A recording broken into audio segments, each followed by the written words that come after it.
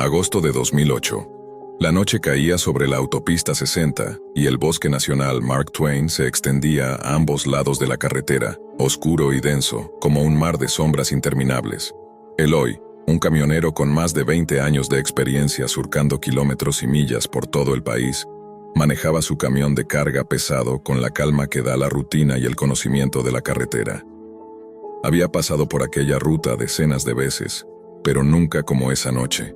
La radio emitía estática intermitente, la temperatura había bajado considerablemente, y el único sonido que acompañaba a Eloy era el constante zumbido del motor y el crujido de las ruedas sobre el asfalto. La autopista estaba casi desierta, salvo por algunos faros distantes que se acercaban y se alejaban entre los árboles. Eloy se sentía cómodo en la soledad que le imponía la carretera, un lugar donde podía desconectarse del mundo. Pero entonces algo rompió esa quietud. A lo lejos, a un costado de la vía, vio un camión detenido con las luces intermitentes encendidas. Era raro encontrar vehículos parados en esa zona, sobre todo a esas horas. Eloy frenó con cuidado, bajó la velocidad y se detuvo al lado del camión varado. Desde su asiento, observó al conductor que parecía intentar arreglar algo bajo el capó, frustrado. ¿Problemas?, preguntó Eloy al bajar del camión, ajustándose la gorra. El hombre levantó la vista. Era regordete, de rostro amable pero cansado. El alternador me dejó tirado hace horas, respondió con voz ronca. No hay señal para llamar a nadie y el pueblo más cercano queda a varios kilómetros. ¿Podrías darme un aventón? Eloy asintió sin dudar. Era el código tácito de los camioneros. Ayudar siempre que pudieran. Claro, sube, te llevo. Neil, como dijo llamarse el hombre, subió a la cabina de Eloy con una bolsa de lona, que sostuvo firmemente en su regazo mientras el camión retomaba la marcha. La conversación inicial fue cordial, casi amistosa. Neil contó que venía de una entrega retrasada y que estaba ansioso por llegar a su destino. Eloy respondía con anécdotas de la carretera, de sus años conduciendo y de la gente que había conocido. Pero mientras avanzaban, Eloy notó algo extraño. Dos autos los seguían de cerca, sin intentar rebasarlos, manteniendo una distancia que no parecía casual. Por el retrovisor, Eloy captaba las luces de los vehículos y sentía una inquietud que crecía con cada kilómetro. Aumentó la velocidad, esperando que los autos se dispersaran, pero no sucedió. ¿Ves esos autos atrás?, preguntó a Neil, quien se encogió de hombros y miró por la ventanilla. De pronto, los autos aceleraron, se cruzaron en la carretera frente a ellos, y obligaron a Eloy a detener el camión. 3 hombres armados descendieron rápidamente, con rostros duros y miradas amenazantes. Eloy sintió un frío recorrer su espalda. El código del camionero no contemplaba situaciones así. «Bajen del camión rápido», ordenó uno de los hombres con voz grave. Desarmado por las políticas de su empresa, Eloy no tenía más que su voluntad para enfrentarlos. Neil estaba visiblemente aterrorizado, casi paralizado. Obedecieron sin resistencia. Los asaltantes los cacharon, les quitaron pertenencias y los obligaron a seguirlos por un camino de tierra que se adentraba en el bosque. Durante el trayecto, Eloy mantuvo la calma, escaneando mentalmente el entorno, buscando oportunidades. Neil estaba al lado de uno de los hombres, con la bolsa de lona apretada entre las manos. Eloy se preguntaba qué podría contener, pero no se atrevió a preguntar. Finalmente, llegaron a un claro donde se alzaba una vieja cabaña. La madera estaba desgastada, las ventanas cubiertas por tablas, y el lugar parecía haber sido abandonado hacía años. Sin embargo, había una presencia oscura en el ambiente, como si el bosque susurrara secretos que solo unos pocos se atrevieran a oír. Los asaltantes los ataron con cuerdas gruesas y los sentaron en un sofá polvoriento dentro de la cabaña. Se burlaban de ellos, lanzando comentarios sarcásticos y crueles, disfrutando el poder que tenían en ese momento. Eloy trató de mantenerse firme, pero la sensación de vulnerabilidad era palpable. En un momento, uno de los hombres empezó a juguetear con una laptop vieja que estaba en una mesa cubierta de polvo. Eloy no pudo evitar fijarse en la pantalla, que mostraba una interfaz oscura con letras blancas. Parecía una especie de chat o plataforma de mensajes encriptados. No entendía mucho, pero el aspecto era inquietante. ¿Qué es eso?, preguntó, intentando captar la atención de Neil, que miraba hacia otro lado. Uno de los hombres rió y dijo: Esto es solo una parte del mundo que no ves, el lado oculto de Internet, la Deep Web. Aquí es donde pasan las cosas serias, los negocios sucios, los secretos que nadie quiere que se sepan. Eloy sintió un escalofrío. Nunca había escuchado hablar de la Deep Web, pero intuía que aquello no era algo bueno. Los hombres empezaron a discutir sobre asuntos turbios que involucraban a personas desaparecidas, transacciones ilegales y algo llamado los administradores. Eloy no lograba entender todo, pero la palabra Deep Web se repetía como un mantra siniestro.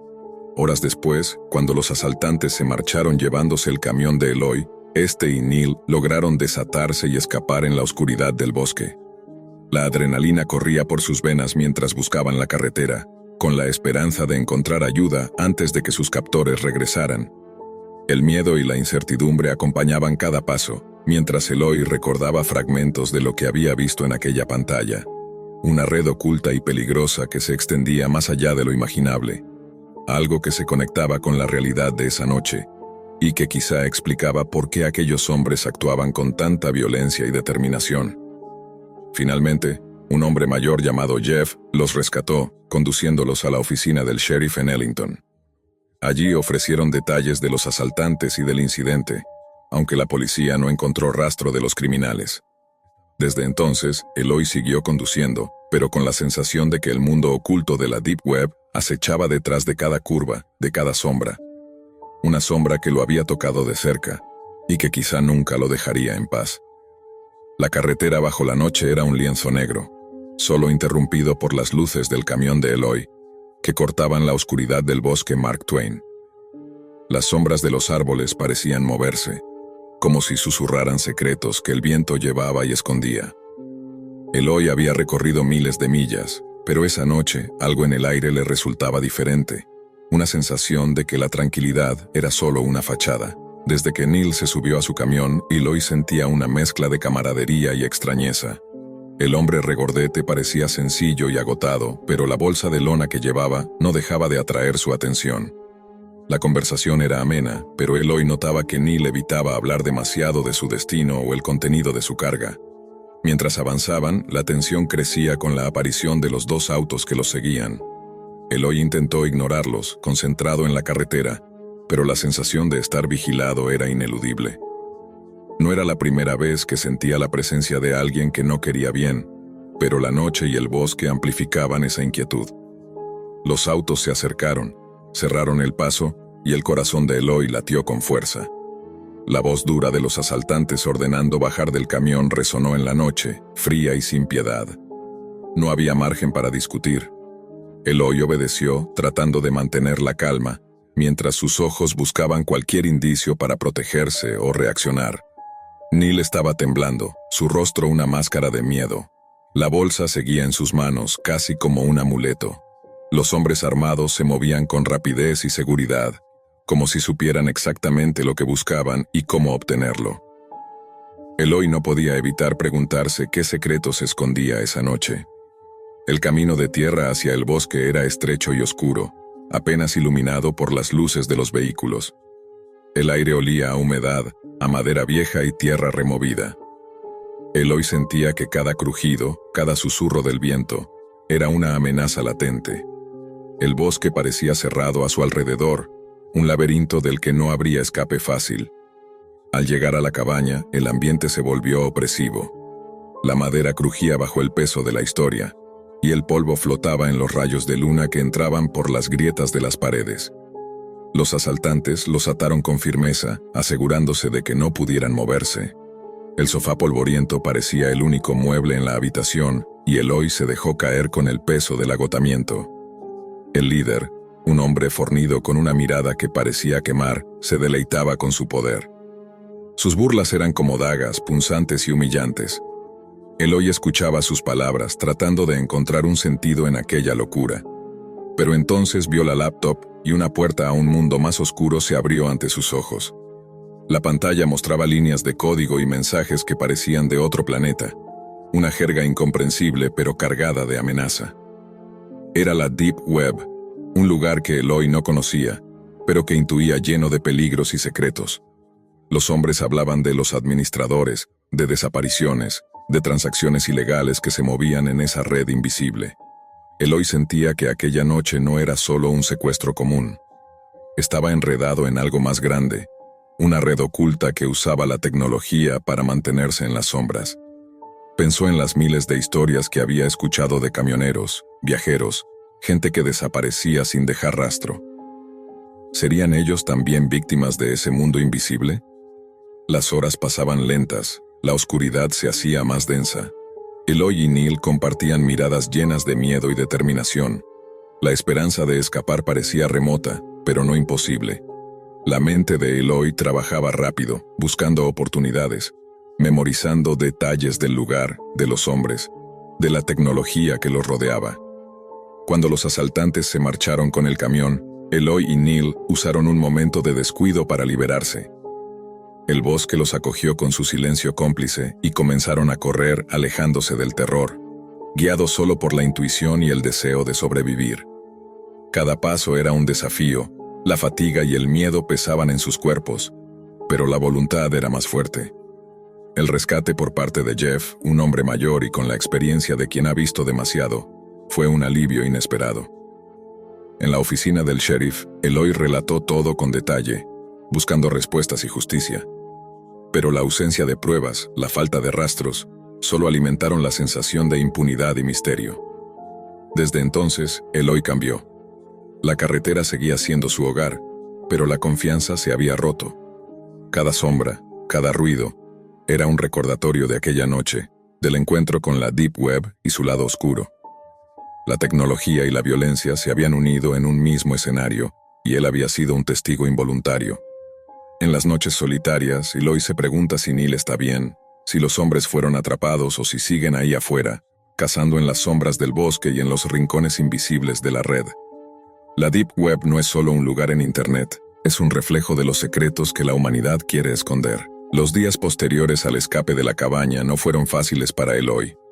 El peso de lo vivido le cayó como una losa que lo acompañaba en cada kilómetro recorrido. La rutina del volante, que antes le había dado paz y control, ahora se tornaba en un recordatorio constante de la vulnerabilidad humana.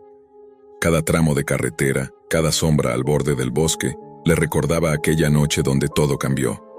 Pero no solo el miedo era lo que lo marcaba, era también la incógnita que pesaba en su mente. ¿Qué había dentro de esa bolsa de lona que Neil llevaba consigo? Esa pregunta lo consumía en las noches de insomnio y en las largas horas de espera en las terminales. La imagen de la pantalla de aquella laptop, con su código en blanco y negro, seguía grabada en su mente como una pesadilla vívida. Durante su tiempo libre, Eloy empezó a investigar discretamente. Nunca había sido un hombre especialmente tecnológico, pero la curiosidad y la necesidad de entender lo que había visto lo empujaron a aprender. Usó su teléfono para buscar información sobre la Deep Web, un término que hasta entonces le sonaba a ficción o conspiración. Lo que descubrió fue perturbador. Un lado oculto de Internet, donde operaban redes clandestinas, mercados ilegales y grupos que funcionaban en la sombra, lejos del alcance de la ley y de la mayoría de la gente común. Leer sobre aquellos espacios virtuales que funcionaban como laberintos invisibles le generó un miedo profundo, pero también una extraña fascinación. ¿Era posible que aquella red estuviera relacionada con lo que él y Neil habían vivido? Con cada búsqueda, Eloy fue topándose con relatos similares. Personas desaparecidas, camioneros que no volvían a casa, informes de actividades ilícitas ligadas a la Deep Web. Era un mundo tan vasto como peligroso, donde los límites entre lo real y lo virtual se desdibujaban, y donde la justicia parecía no existir. Esta nueva realidad comenzó a afectar su vida personal. La distancia con su familia se hizo más grande, no por voluntad propia, sino porque sentía que nadie podía entender lo que le pasaba, ni el miedo que lo invadía cada vez que pasaba por el bosque Mark Twain.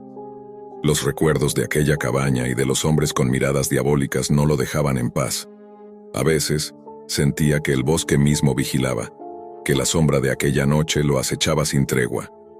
Una noche, en una parada rutinaria, Eloy decidió abrir un foro en la Deep Web que había encontrado en sus investigaciones. Usó una computadora pública, tratando de ocultar sus rastros. Allí encontró voces que hablaban en susurros digitales sobre secuestros, desapariciones y grupos organizados que usaban el bosque para sus oscuros propósitos. La paranoia crecía, pero la necesidad de saber era más fuerte. Entre los mensajes, una referencia a los administradores llamó su atención. Eran mencionados como los verdaderos dueños de aquella red oculta, quienes manejaban los hilos de las operaciones y que tenían el poder de decidir quién desaparecía y quién sobrevivía. Era una red de complicidades y silencios que se extendía mucho más allá de lo que Eloy podía imaginar. En sus sueños, la cabaña se transformaba en un símbolo oscuro, una puerta entre el mundo real y ese reino digital donde la violencia y el miedo se escondían tras pantallas encriptadas. Eloy comenzó a sentir que su propia mente estaba atrapada en ese laberinto, sin salida, y que cada decisión, cada kilómetro, podía ser la diferencia entre la vida y la muerte. Sus compañeros camioneros notaron el cambio en él. De aquel hombre confiado y relajado, Eloy se había convertido en alguien nervioso, que miraba cada vehículo sospechosamente y evitaba detenerse en ciertas paradas, pero nadie entendía la magnitud de su experiencia ni el abismo en el que se había sumergido. Mientras tanto, Neil desapareció del radar. Eloy intentó contactarlo, con la esperanza de encontrar respuestas o al menos compañía en aquel miedo compartido, pero no hubo respuesta. La bolsa de lona, ese objeto misterioso que parecía el epicentro de todo, quedó como un enigma sin resolver. La noche en la que Eloy decidió enfrentar su miedo de nuevo, tomó la ruta de la autopista 60 con la intención de no desviarse, de pasar sin mirar atrás, pero la sensación de ser observado nunca lo abandonó.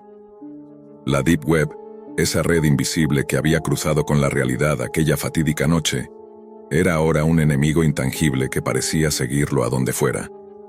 Y en medio de esa batalla entre lo visible y lo oculto, Eloy comprendió que la carretera no solo era una ruta de asfalto, sino un umbral donde convergían historias, peligros y secretos que pocas personas se atrevían a conocer.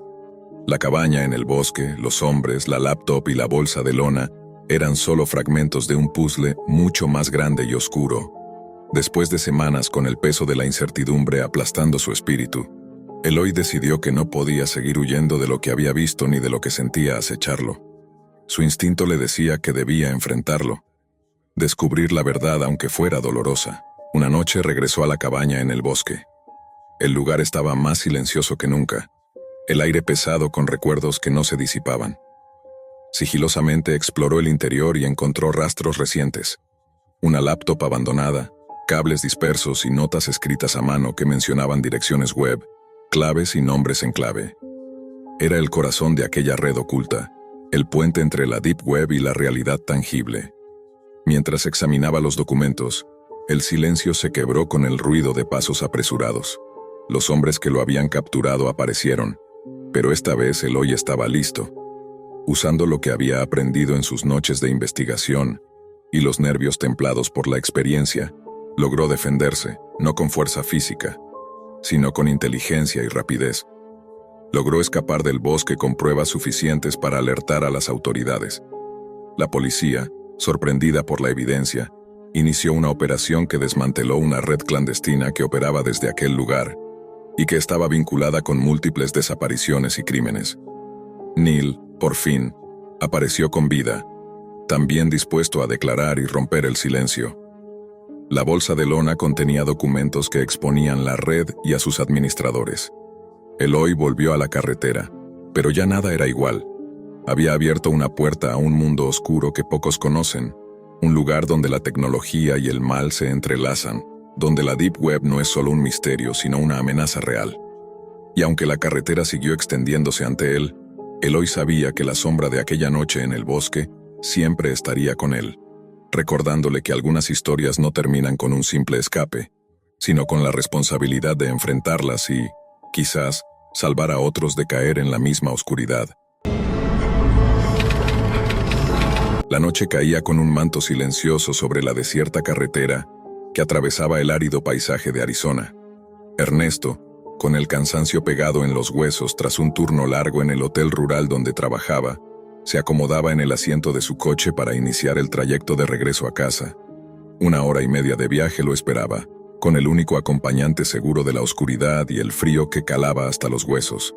Esa noche, como tantas otras, La idea de un taco calientito y fresco le rondaba la mente. Durante semanas había encontrado un pequeño refugio en un camión de tacos ubicado junto a un parque de casas rodantes, a la salida de la carretera principal. No era más que un pequeño vehículo ambulante, pero el aroma que desprendía desde la parrilla y la amabilidad del joven que lo atendía habían convertido ese lugar en su parada favorita. Nunca le preguntó el nombre, ni tampoco él se lo había dicho. No importaba. Bastaba con ver su rostro iluminado por la luz amarillenta del camión, la sonrisa franca y la dedicación con la que preparaba cada orden. Los tacos eran una delicia, con tortillas recién hechas, carne bien sazonada y esa salsa picante con un toque cítrico que le daba un giro único. Además, las toallitas con aroma a limón eran un pequeño detalle que hacía la experiencia especial. Esa noche, sin embargo, todo era distinto. Al doblar la curva que llevaba a la parada, Ernesto notó que el lugar estaba anormalmente silencioso. No había música, ni voces, ni el bullicio usual de otros clientes. Ni siquiera el olor habitual a carne asada y especias se sentía con la intensidad de siempre. En su lugar, un olor extraño, metálico y acre se colaba en el aire. Apagó el coche y bajó con cautela. El camión estaba allí, pero las luces internas estaban apagadas. No había nadie alrededor. Con una mezcla de curiosidad y preocupación, Ernesto caminó hacia la parrilla y notó que una fina capa de humo emergía de ella. Un leve chisporroteo rompía el silencio, como si algo se estuviera quemando lentamente, consumiéndose en la oscuridad. ¿Qué está pasando aquí?, se preguntó en voz baja. Miró alrededor buscando algún indicio de presencia humana. La caja registradora estaba abierta, y unas pocas monedas brillaban esparcidas en el suelo polvoriento. Algo no encajaba. La escena tenía la extraña sensación de un robo o una huida precipitada. La mezcla de miedo y responsabilidad lo impulsó a subir por las escaleras retráctiles del camión, decidido a apagar lo que parecía un incendio a punto de estallar. Al internarse en el reducido espacio, sus ojos se posaron en la parrilla y el horror lo paralizó. Sobre las barras ardientes, una mano humana, chamuscada y cubierta de cenizas, estaba extendida, con los dedos retorcidos y la piel quemada pero perfectamente delineada, como si alguien la hubiera dejado ahí intencionadamente para ser encontrada. El corazón de Ernesto comenzó a latir con fuerza, el sudor frío recorrió su espalda, y una oleada de pánico lo inundó. Sin poder apartar la mirada, con manos temblorosas apagó el fuego y salió corriendo hacia su coche. Sacó el teléfono y marcó al 911, pero en su interior la impotencia crecía. ¿Cómo ayudar si ni siquiera conocía el nombre de aquel joven? ¿Qué clase de pesadilla había caído sobre ese camión y su misterioso taquero? El silencio se prolongó mientras esperaba la llegada de la policía. Los minutos se convirtieron en una hora, y cuando finalmente decidió regresar a casa, el camión ya había desaparecido, como si nunca hubiera existido. En las noches que siguieron, Ernesto buscó respuestas en Internet, en foros, y hasta en la oscura maraña de la Deep Web, esperando encontrar una pista, un susurro, cualquier indicio que le devolviera la esperanza. Pero no hubo nada. Solo el recuerdo inquietante de la mano quemada, la ausencia del joven y un misterio que parecía devorarlo desde dentro. Las noches posteriores a aquel encuentro se convirtieron en un calvario para Ernesto. La imagen de aquella mano quemada no lo abandonaba, y el silencio alrededor del camión desaparecido le parecía un grito ensordecedor que no podía ignorar. Intentó regresar al sitio, esperando encontrar algún rastro, pero el lugar estaba vacío, cubierto solo por la escarcha y el viento frío que barría las hojas secas y la basura esparcida. La policía local, tras recibir su llamada, se mostró escéptica. Le dijeron que no tenían reportes de desapariciones ni incidentes en esa zona y que seguramente se trataba de alguna broma macabra o un malentendido. Sin pruebas concretas, la investigación no avanzaba y Ernesto se quedó solo con sus dudas y el peso de la incertidumbre. Fue entonces cuando alguien le sugirió que buscara en la Deep Web. Un viejo amigo le había comentado que ahí, en ese lado oscuro y oculto de Internet, se movían informaciones y secretos que no llegaban a las noticias oficiales. Círculos clandestinos, foros anónimos donde se compartían historias, desapariciones, incluso crímenes sin resolver. Ernesto, sin ser muy diestro con la tecnología, se sintió al principio perdido. Pero la desesperación por saber la verdad pudo más que el miedo a lo desconocido. Con la ayuda de tutoriales y foros públicos, instaló un navegador Tor y comenzó a sumergirse en ese mundo oculto. Al principio, encontró un océano de contenidos caóticos, mercados ilegales, discusiones crípticas, chats en idiomas que no comprendía y enlaces que conducían a lugares aún más oscuros y perturbadores. Pero con paciencia fue localizando algunos foros donde se hablaba de desapariciones en el suroeste de Estados Unidos y en particular de sucesos extraños en torno a camiones de comida ambulante. Había relatos vagos, sin nombres ni fechas claras, pero todos tenían un elemento en común: la presencia de un joven cocinero desaparecido y señales inquietantes como símbolos dibujados con salsa picante o mensajes escritos en servilletas con tinta roja. Una noche, mientras revisaba uno de esos hilos en un foro llamado La Red de las Sombras, recibió un mensaje privado de un usuario llamado Fénix Oscuro. El texto era breve pero críptico. La mano quemada no es lo que parece. Hay más detrás del fuego que consume lo visible. Busca la llave en el parque rodante. Ernesto sintió un escalofrío. ¿Quién era ese Fénix Oscuro? ¿Cómo sabía de su historia? ¿Y qué quería decir con la llave en el parque rodante? Decidió no responder de inmediato y siguió buscando pistas. Los días se convirtieron en noches sin dormir, con Ernesto obsesionado por descifrar ese mensaje y conectar las piezas del rompecabezas. Sabía que regresar al parque de casas rodantes era peligroso, pero la inquietud y la necesidad de respuestas pudieron más que el miedo. Cuando al fin se animó a volver, encontró algo que no esperaba. Bajo la sombra de un tráiler viejo y oxidado, una pequeña caja metálica semi-enterrada en la tierra. La levantó con cuidado y descubrió que contenía varias hojas manuscritas y un teléfono viejo, con la pantalla rota pero todavía funcional. Las notas eran difíciles de leer, escritas con apuros, pero hablaban de amenazas, de alguien que buscaba algo escondido en ese lugar, y advertían que la mano quemada era un símbolo, no un accidente. Ernesto se dio cuenta de que aquello ya no era solo un incidente aislado.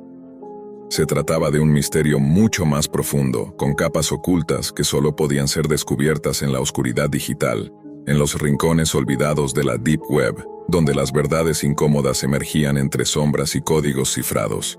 Con el teléfono en mano y la caja de notas, regresó a su casa, sabiendo que ese era solo el comienzo de algo que lo atraparía sin remedio. Ernesto, con el teléfono viejo en sus manos y las notas escritas a mano, se sumergió más profundamente en la Deep Web, usando el dispositivo para acceder a foros y chats ocultos a los ojos comunes.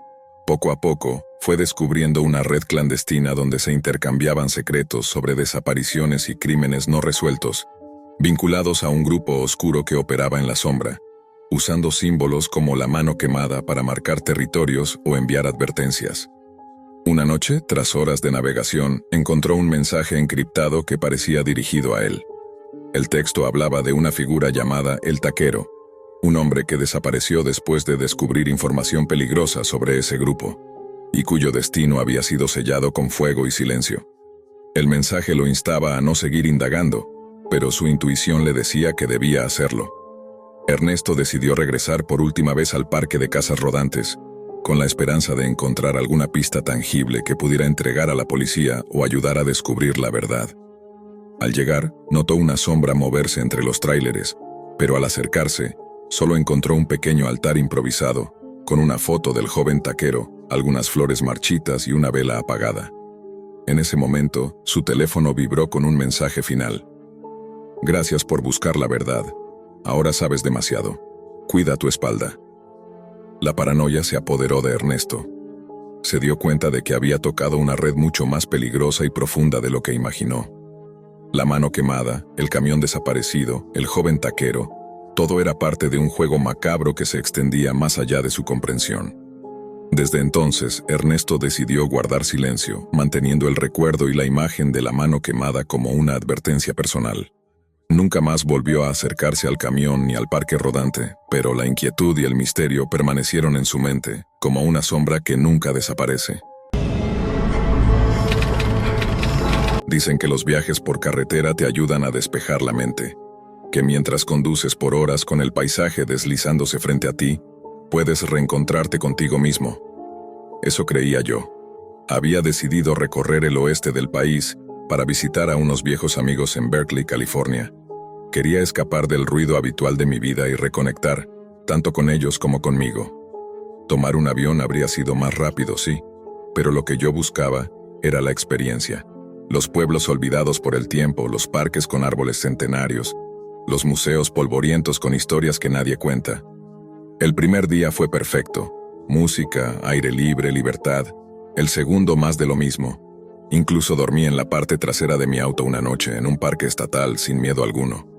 Pero en el tercer día, algo cambió. Esa noche el cielo estaba despejado. Había pasado Sacramento y ya me acercaba a los caminos rurales del norte de California. El reloj del tablero marcaba 9:02 p.m. y las señales de tránsito eran cada vez más escasas. Mi cuerpo estaba entumecido. Tenía los ojos secos y las piernas agarrotadas, y claro, la vejiga llena. Entonces apareció una señal de parada de descanso. Rest Area, 1 mile. Sin dudarlo, giré hacia la rampa de acceso. El lugar era raro. Había una pequeña estructura iluminada a medias, con una farola parpadeante. No había más autos, ninguna señal de vida. Solo silencio. Un silencio que parecía más denso de lo normal. Aparqué justo frente al edificio. Apagué el motor, estiré los brazos y me bajé. El aire olía a pino y tierra húmeda, pero había algo más, algo metálico. Me acerqué al baño mientras sentía cómo la tensión muscular se soltaba lentamente. Afuera, un par de máquinas expendedoras zumbaban en la penumbra, y un estante polvoriento con revistas viejas me dio la bienvenida. Todo parecía abandonado, como si nadie hubiese pasado por allí en días. Al salir del baño, algo llamó mi atención. Un coche se había estacionado justo al lado del mío. El resto del estacionamiento seguía vacío. Era un sedán viejo con la pintura desgastada y las luces delanteras encendidas. El motor aún roncaba. Fruncí el ceño. ¿Por qué al lado mío, teniendo todo el espacio? Una leve incomodidad se apoderó de mí. Fingí revisar mi celular mientras observaba por el rabillo del ojo. Nadie salía del coche. Volví hacia la máquina para comprar una bebida energética. Inserté un billete y seleccioné la lata. Fue entonces cuando el sonido del motor se detuvo. Miré de reojo. La puerta del conductor se abrió con lentitud, y salió él. Un hombre alto, ancho de hombros, barba espesa y gris. Chaqueta de cuero marrón, jeans gastados, botas sucias. Sus manos estaban en los bolsillos. Pero no era su ropa lo que me puso en alerta. Era su mirada, oscura, vacía. Como si estuviera viendo algo más que a mí. Algo por dentro. Intenté aparentar normalidad. Tomé la lata, agradecí al vacío por el refrigerio y di un paso hacia mi auto. Entonces su voz me cortó como un cuchillo. Amigo, espera un segundo. Me detuve. El tono no era agresivo, pero tampoco amistoso. Era ambiguo. Giré lentamente. Él estaba a pocos pasos de mí, y fue allí cuando lo vi. El cañón de una pistola brillante apuntando directo a mi cara. Narrador. Voz nerviosa. No respiré. No grité. Solo levanté las manos. Dame tu reloj, tu billetera y el celular, ordenó. Su voz era tranquila. Demasiado tranquila. Obedecí. No quería ser un héroe. Pensaba que si le daba lo que pedía, se iría. Pero no fue así. Ahora camina, dijo. Señaló con la pistola hacia un pequeño sendero de tierra que se perdía entre los árboles. Por favor, solo toma las cosas y vete, le supliqué. Su sonrisa se amplió, y en sus ojos vi algo peor que odio, diversión. Caminé. Cada paso era un latido desbocado. Nos adentramos en el bosque. La oscuridad nos tragaba. Solo las hojas secas bajo mis pies y su respiración me recordaban que el tiempo seguía avanzando. Al llegar a un claro, él me hizo detenerme. De rodillas, dijo. Obedecí. Mis piernas flaquearon. El cañón volvió a apuntarme, ahora desde atrás. No sé cuánto tiempo estuve allí, 1 minuto, 1 hora, una eternidad. Lloraba, pensaba en mi madre, en mis amigos, en todo lo que no había hecho aún. Cerré los ojos y entonces... bang, bang, bang. 3 disparos. Pero no sentí nada, ni dolor, ni sangre. Abrí los ojos, él reía. Se doblaba de la risa. Deberías ver tu cara, seguro ya te orinaste encima. Guardó el arma y se alejó, carcajeándose como si acabara de contar el mejor chiste de su vida. Me quedé ahí, arrodillado, temblando, sin palabras, sin comprender. Cuando pude moverme, regresé a la parada, tambaleándome como un borracho. Me lavé la cara, Me miré al espejo del baño. Yo ya no era el mismo. Salí, encendí el auto y conduje hasta el pueblo más cercano. Como un autómata. En la estación de policía conté todo, cada detalle. Pero nunca me dijeron si lo atraparon. Meses después, aún sueño con esa noche, con el brillo del cañón, con su risa, y con la idea de que quizás él aún está allí, esperando a que alguien más pare en esa maldita área de descanso. Hay momentos en la vida que no se pueden dejar atrás. No importa cuántas veces cierres los ojos o qué tan lejos corras. Vuelven. Se te meten debajo de la piel, y la noche en esa parada de descanso fue el inicio de todo. Después del asalto, después de los disparos que nunca me alcanzaron y de la risa de aquel hombre, regresé a la ciudad más cercana, un pequeño pueblo perdido entre montañas. En la estación de policía tomaron mi declaración. Me ofrecieron agua, incluso una manta, como si mi cuerpo pudiera recuperar el calor con algo tan simple. Recuerdo que uno de los oficiales, un tipo ya mayor, me miró con una expresión que me dejó helado. «¿Chaqueta de cuero marrón, barba?», preguntó sin apuntar nada. Asentí. Su ceño se frunció. «No eres el primero». Eso fue todo lo que dijo, no quise preguntar más. No esa noche. Dormí en un motel cercano, o al menos lo intenté. Cada sombra que se colaba por las rendijas de la cortina me parecía él. Cada sonido en el pasillo, un eco de su risa. Al amanecer, en lugar de regresar a casa, seguí con mi plan. Me aferré a él como un náufrago a una tabla. Berkeley. Mis amigos. Necesitaba normalidad, pero normalidad ya no existía. Los días en Berkeley fueron extraños. Mis amigos notaron que algo no andaba bien. Les conté una versión resumida, un asalto sin detalles. Se mostraron comprensivos. Pero yo estaba ausente. Una noche uno de ellos, Lucas, me encontró viendo fijamente la pantalla de mi laptop. «¿Qué haces?» «Buscando información del tipo que me asaltó».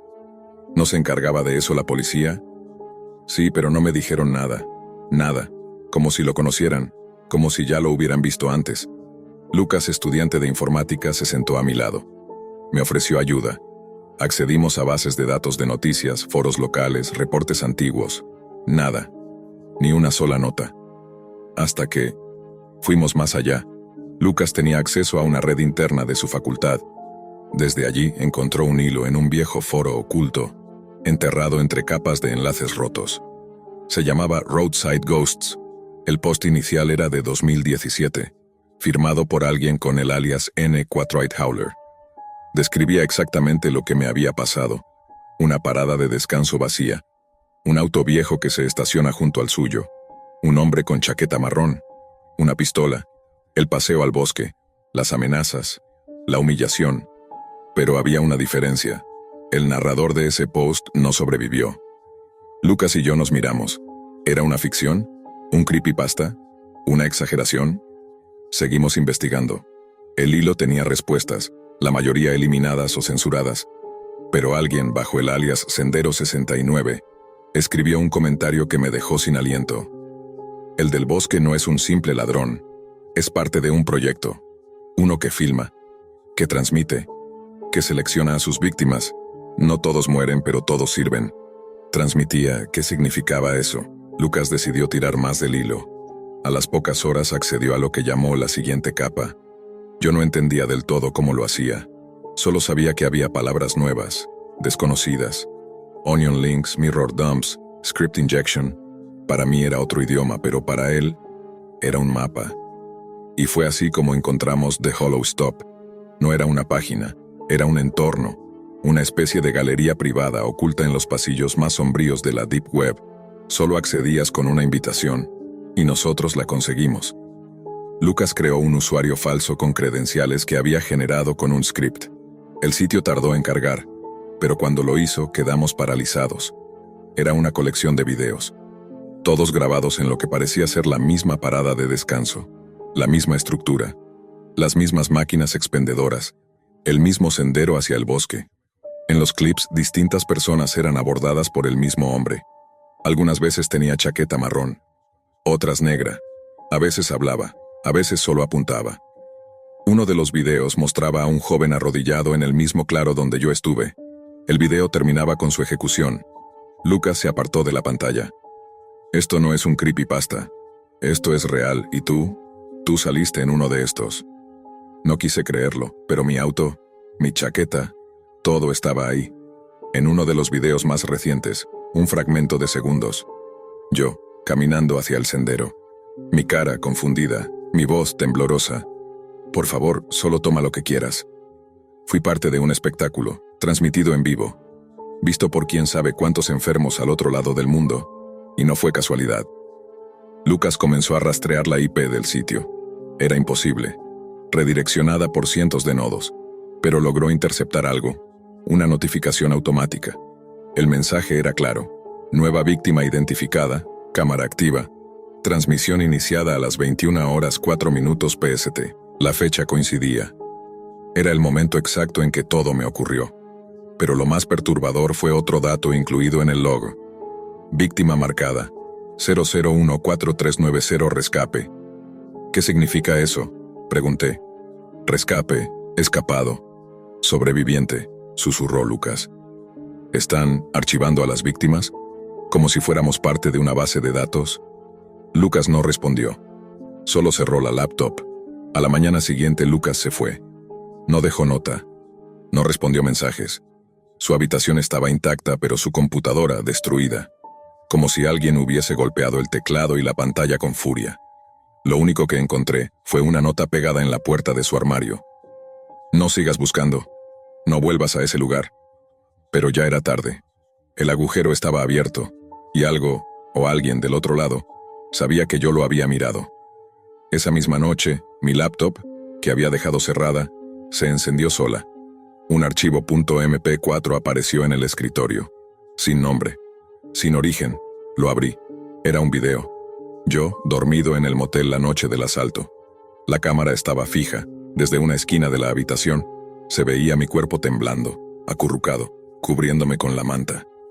Y en la ventana, la silueta de un hombre, observando, inmóvil, hasta que tras un par de minutos desaparecía entre las sombras. Desde entonces no confío en ninguna pantalla, ni en ningún silencio. No sé quién está del otro lado mirando, solo sé que estoy marcado, que esa noche no fue un error. Fue una selección, y tengo la sensación de que no fue la última vez que me grabaron. Después del video todo cambió. Perdí la noción del tiempo, dormía de día, bloqueaba las ventanas, dejé de hablar con mis amigos, vivía en línea. No por obsesión, sino por vigilancia. Porque sabía que alguien me observaba. Y yo también intentaba mirar de vuelta. Durante semanas investigué más allá de los límites seguros. Cloné accesos, compartí tokens con usuarios anónimos, accedí a foros donde los nombres no eran nombres, sino códigos, hasta que encontré algo que nadie debería haber encontrado jamás.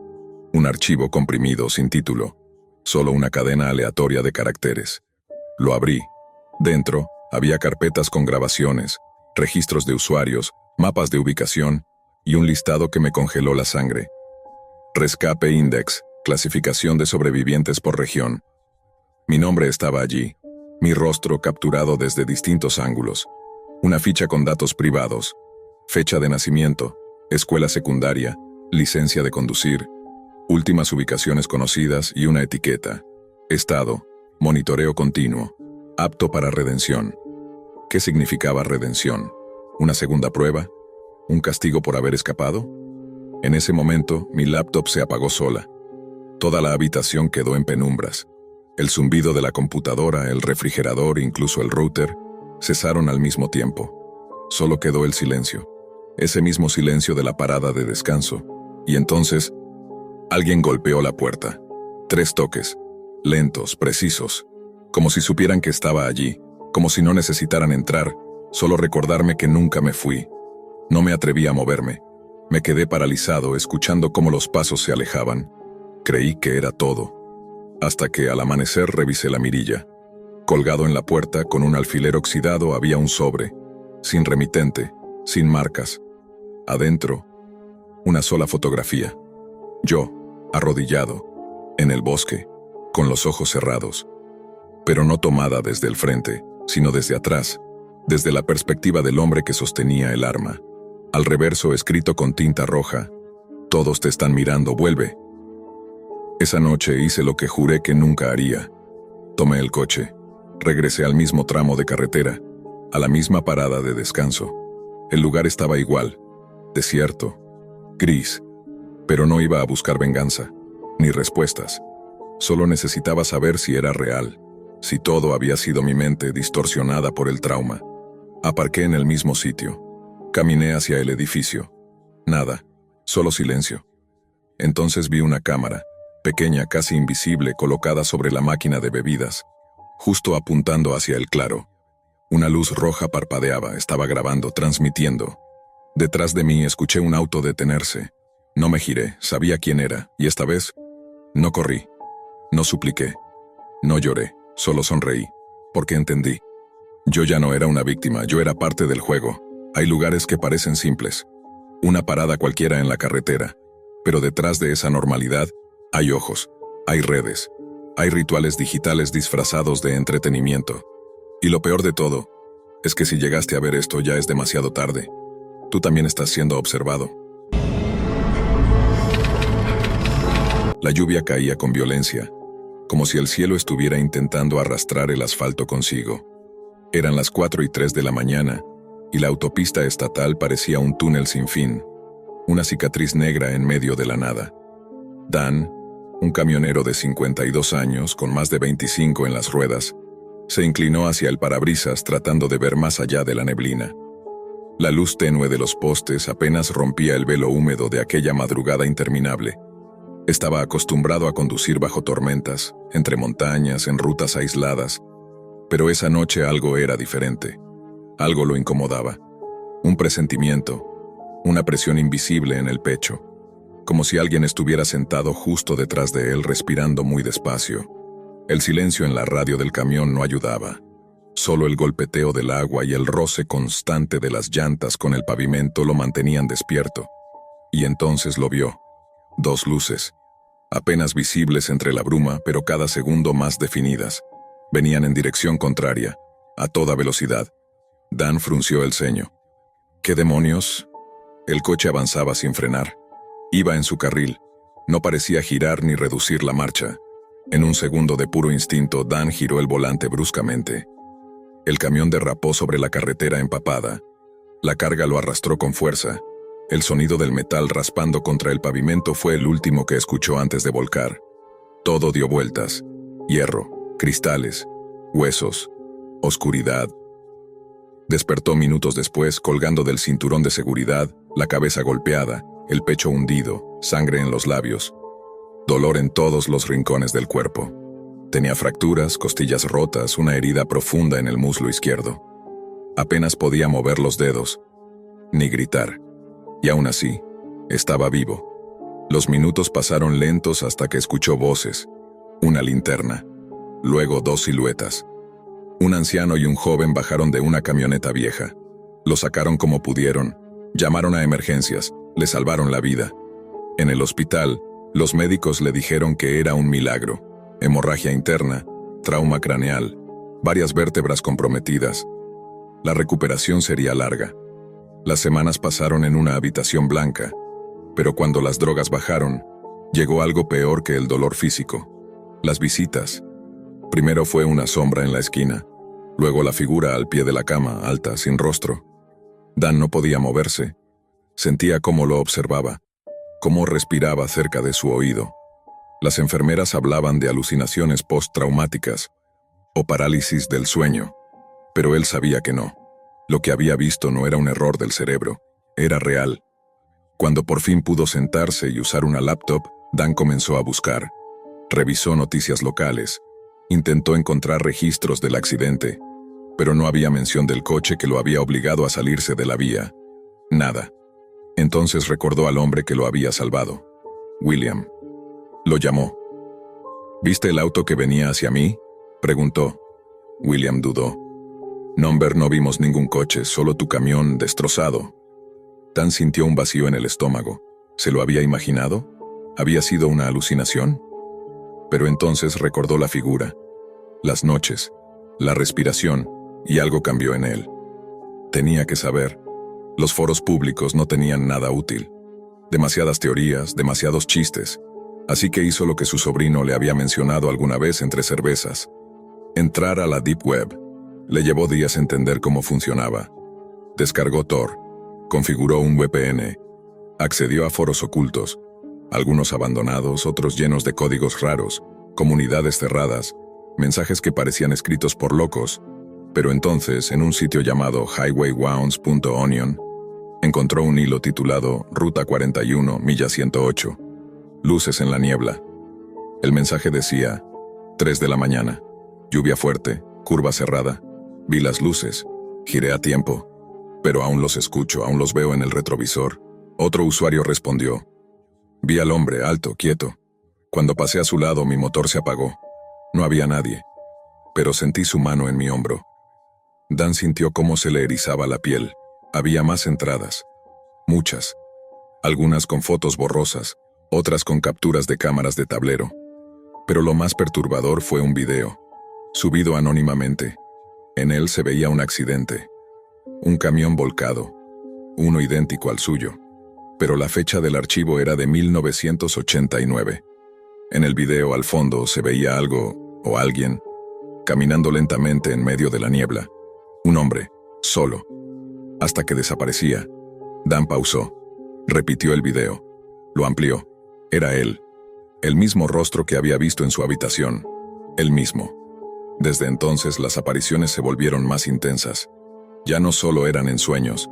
Lo veía reflejado en ventanas, en los espejos retrovisores de su nuevo camión, a veces sentado en el asiento del copiloto, a veces parado al lado de la carretera viéndolo pasar. La Deep Web se volvió su única fuente confiable. Allí hablaban otros conductores, víctimas, testigos, historias no contadas, casos que jamás llegaron a la prensa oficial. En un subforo más profundo, con acceso limitado, encontró una conversación vieja con una fecha extraña, 1994. El título era Yo maté al camionero y nadie lo sabe. Era una confesión de alguien que, ebrio, había invadido el carril contrario y causado la muerte de un transportista. Pero nunca fue arrestado. Su padre lo ocultó todo. Dan anotó el nombre del camionero, Edward L. Cartwright, la fecha, el lugar, coincidía, todo. Las noches eran cada vez más violentas. El fantasma ya no se quedaba quieto. Lo perseguía por sueños, por rutas, por recuerdos. Le murmuraba cosas que no entendía. Y cada vez que intentaba dejar de buscar, algo dentro de la Deep Web lo jalaba más hondo. Un archivo, un mensaje nuevo, un usuario desconocido que le decía, tú lo viste, ahora eres parte de la historia. Dan ya no podía detenerse, ni conducir con normalidad, ni dormir sin pastillas. El accidente había sido solo el comienzo. Ahora entendía, no era un simple encuentro paranormal, era una herencia maldita, un ciclo, un pacto no escrito. Y había algo más. Algo que Edward aún no había dicho. Algo que la Deep Web aún no había mostrado. Algo que estaba por revelarse. Dan pasaba los días entre el volante y la pantalla. Lo que antes era una rutina de transporte, kilómetros y estaciones de servicio, ahora se había transformado en una carrera contra la locura. Ya no escuchaba música mientras conducía.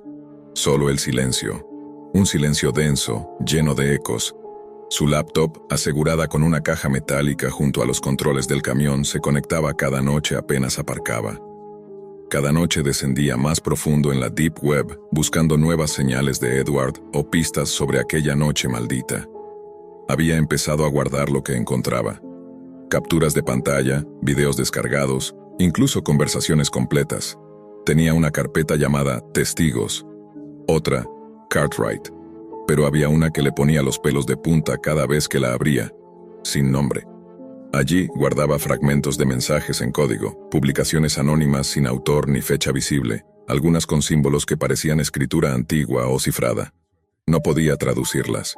Ni siquiera estaba seguro de que fueran humanas.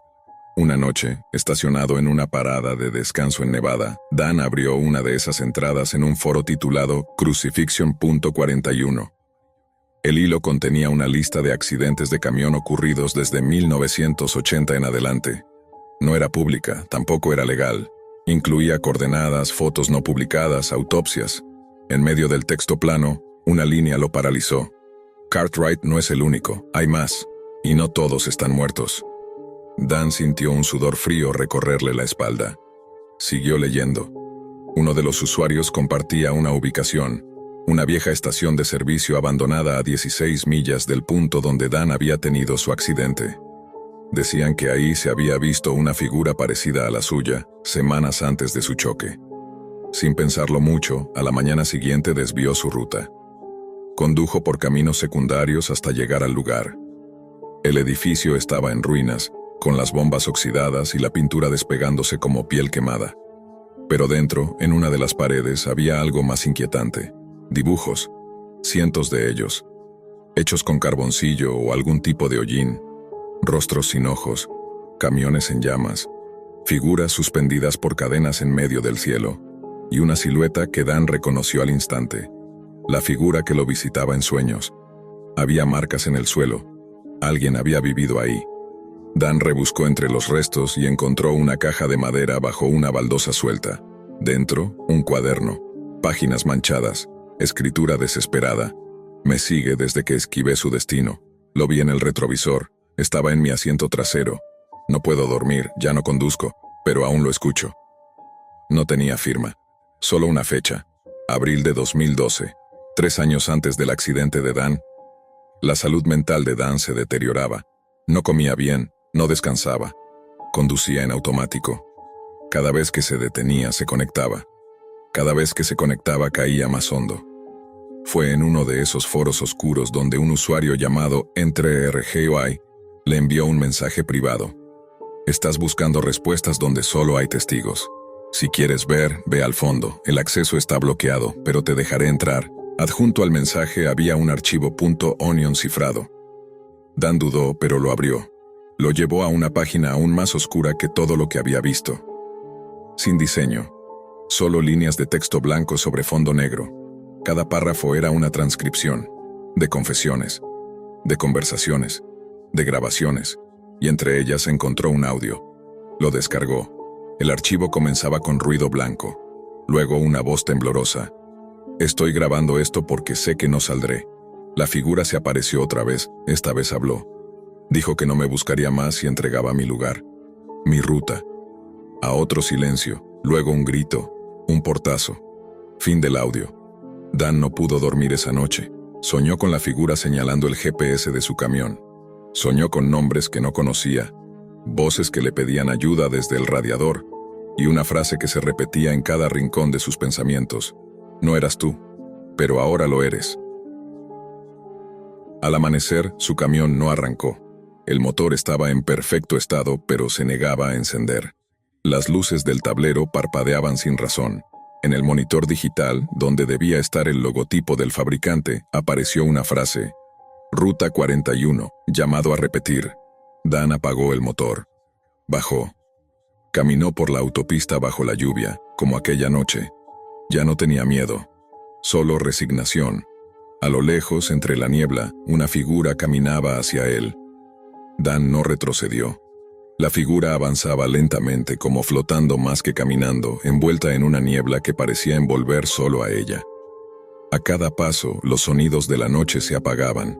El viento, la lluvia, incluso el zumbido eléctrico de los postes de luz desapareció. Cuando estuvieron frente a frente, Dan lo reconoció sin necesidad de verlo con claridad. La silueta carbonizada, los ojos vacíos, la chaqueta manchada. Era Edward L. Cartwright, o lo que quedaba de él. Pero esa noche el espíritu no solo observó, habló. Llegaste al final. Su voz era como metal oxidado rasgando piedra. Pero no eres el último. Dan no respondió, no podía. Algo más pesado que el miedo lo sujetaba. Una certeza. Edward levantó una mano, extendiéndola hacia su pecho. Me quitaste el lugar, no por voluntad, pero lo tomaste. Dan tragó saliva, sintiendo cómo su corazón latía más lento. No era una amenaza, era una entrega. El camino debe continuar, dijo Edward. Y entonces con un crujido sordo desapareció. Dan cayó de rodillas. El asfalto bajo él ya no era frío, era cálido, vivo, respiraba. El camión al fondo encendió sus luces por sí solo. El motor rugió, y el GPS proyectó una nueva ruta en la pantalla. Destino, relevo.